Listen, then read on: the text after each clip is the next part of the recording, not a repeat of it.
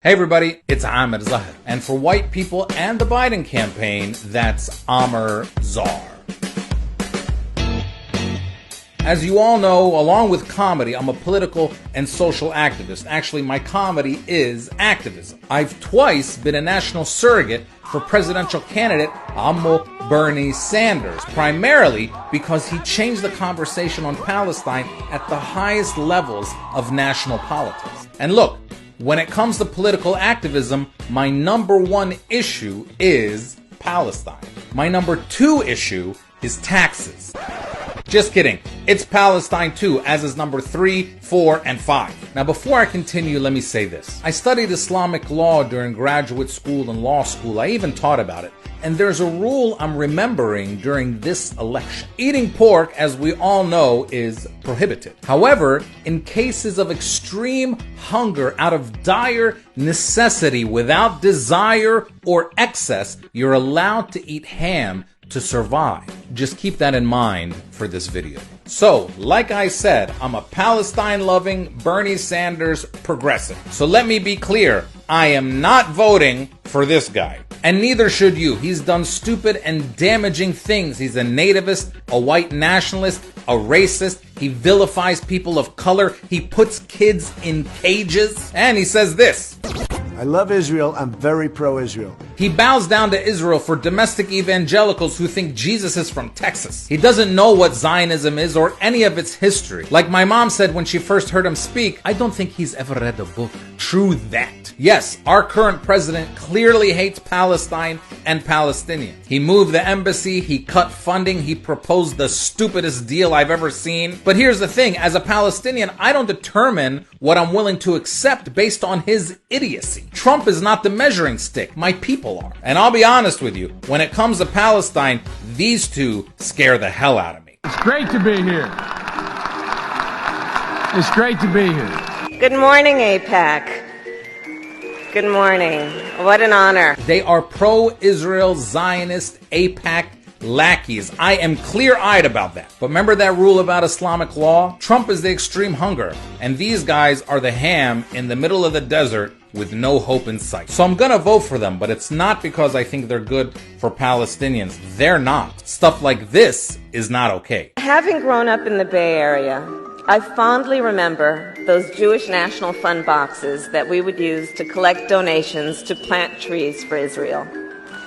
Years later, when I visited Israel for the first time, I saw the fruits of that effort and the Israeli ingenuity that has truly made a desert bloom. Making the desert bloom is one of the most racist Zionist myths ever invented. Before 1948, we Palestinians had a centuries-long, thriving, vibrant civilization. We still do. The creation of Israel turned almost 1 million of us, 5 million today, into stateless, wandering refugees. Our right of return to our homeland has been blocked. Our culture has been vilified. Our existence has been denied. Being Palestinian means constantly reminding everyone that we are indeed human beings. Israel didn't make the desert bloom, they kicked all the flowers out. Despite all that, of course, we've been wildly successful, hopeful, and resilient. We flourish in every circumstance precisely because we come from a proud history of almost 5,000 years,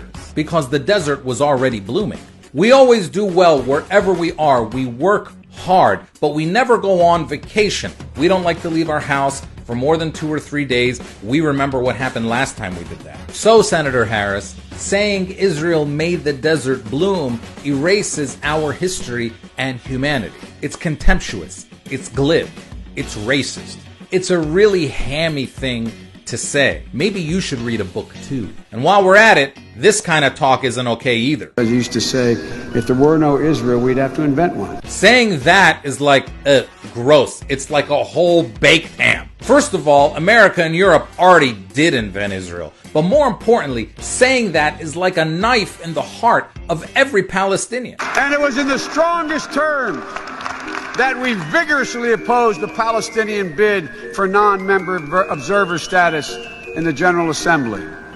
And we will continue to oppose any efforts to establish a state of Palestine through unilateral actions. Israel has meant our dispossession, our disenfranchisement, our exile. It's meant our humiliation, our oppression, and our murder. All things that you've justified in the past, Mr. Vice President. When Israel was isolated in the aftermath of the Gaza flotilla, the defense minister and I, and Bibi and I, spent a lot of time on that phone. One thing was made clear. Israel had the right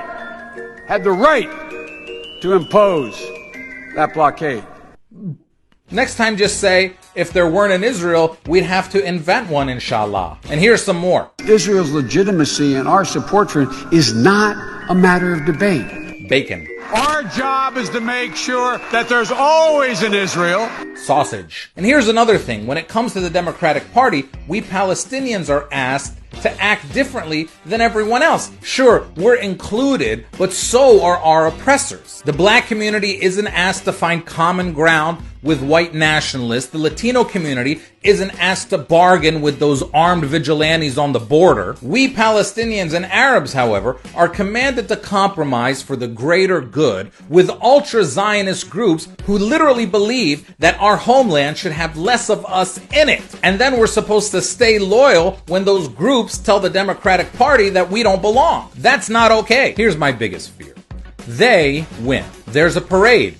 We defeat evil. Blind bipartisan support for Israel is fully resurrected. A pair of smart ideological Zionists protect Israel at every turn. Other communities get some tangible payback for their votes, and we Palestinians and Arabs are thrown under the bus. I'll practice coalition politics like Bernie asked us to do. I'll vote for them, but they're just lucky they're running against a guy who has spent the last 4 years auditioning for CEO of the KKK. Ilhan Omar. And you know what? I'm still going to fight at every turn, even before I vote for them. I'm not going to pretend to be happy about it. I'm not going to pretend to be excited about it. And I'm not going to pretend that it's good for Palestinians, because it's not. And finally, there's one more thing about that rule about eating pork in cases of extreme hunger. When the extreme hunger is gone, the prohibition on consuming it goes back into effect. So when this guy is gone, just remember, Israel, I love you. Don't forget, there's still ham. Thanks for watching. I am a Zionist. That's like a triple bacon cheeseburger.